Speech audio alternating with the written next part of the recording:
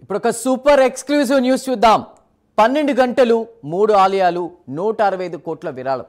ఇది కేవలం అంకె కాదు, ఇది ముఖేష్ అంబానీ ఆధ్యాత్మిక చింతనకు ప్రతీక.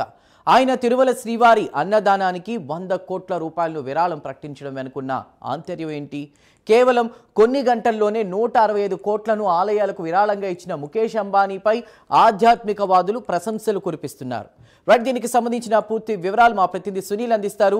సునీల్, ఎలా చూడాలి ఈ అంశాన్ని? రైట్ చందు, మొత్తం మీద అన్నదానం, వైద్యం, వసతి ఈ కేవలం ఈ 3 దానాలకు సంబంధించి సుమారు 165 కోట్లు విరాళాలు అందించారు.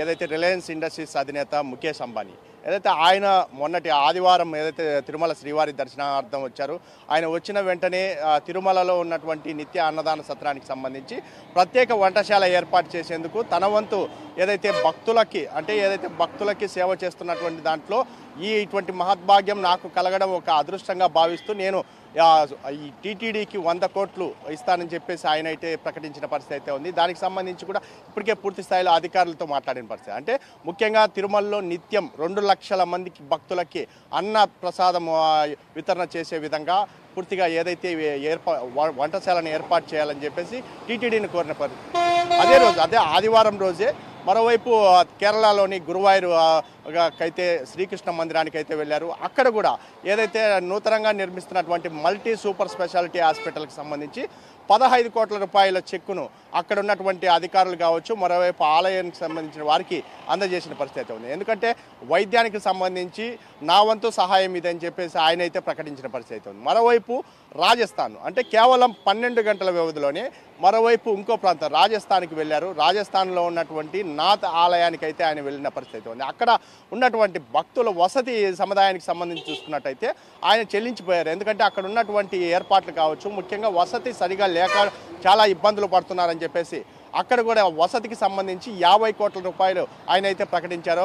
మొదటి విడత 15 కోట్ల రూపాయల చెక్కును వెనువెంటనే అక్కడ ఉన్నటువంటి అధికారులు టీటీడీ సంబంధించి ఏదైతే అక్కడ ఉన్నటువంటి దేవస్థానానికి సంబంధించిన అధికారులకి అందజేసిన పరిస్థితి ఉంది. అంటే ఆయన చేసినటువంటి సేవా కార్యక్రమానికి సంబంధించి పలువురు ఆధ్యాత్మిక వ్యక్తులు ప్రత్యేకంగా పరామర్శిస్తున్న పరిస్థితి ఉంది. ఎందుకంటే ఆయన ఒకటే అన్ని చోట్ల ఎక్కడికి వెళ్ళినా కానీ ప్రత్యేకంగా చేసేటువంటి కార్యక్రమాలు ఉంటాయని చెప్పచ్చు. ఎందుకంటే గత ఏడాది కూడా చాలాసార్లు దేవాలయాలు తిరిగారు. ఎక్కడ ఏ దేవాలయానికి వెళ్ళినా ఆయన తన వంతు సాయం ప్రకటిస్తూ వస్తున్నారు.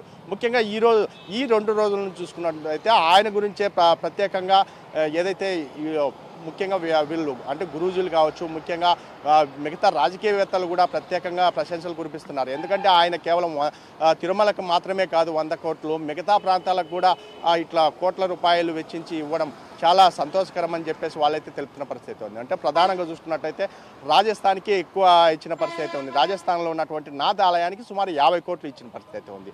ముఖ్యంగా తిరుమలకి నిత్యము అన్నదాన సత్రానికి భారీగా ట్రస్ట్కు నిధులు వస్తూ ఉంటాయి. కానీ ఈయన ఇచ్చిన 100 కోట్లే చాలా స్పెషల్గా చెప్పుకుంటున్నారు. ముఖ్యంగా ఎందుకంటే ఆయన ఇచ్చినటువంటి 100 కోట్లకు సంబంధించి చూసుకున్నట్టయితే అన్నదాన సత్రానికి సంబంధించి ప్రత్యేక వంటశాలను ఏర్పాటు చేసే విధంగా దీన్ని నిర్ణయం తీసుకోవాలి. ముఖ్యంగా దానికి సపరేట్గా ఏదైతే భక్తులకి వినియోగించేటువంటి అన్నప్రసాదానికి సంబంధించి దీన్ని వాడాలి అని చెప్పేసి ఆయన కోరినట్టు తెలుస్తుంది. దానికి సంబంధించి పూర్తి పేపర్స్ ఏదైతే టీటీడీ అదనపు ఈవో వెంకయ్య చౌదరికి అందజేసినట్టయితే తెలుస్తుంది. దానికి సంబంధించి కూడా ఇప్పటికే భారీ స్థాయిలో ఆయనపై ప్రశంసల వెలువెత్తున్న పరిస్థితి ఇక్కడ కనపడుతోంది.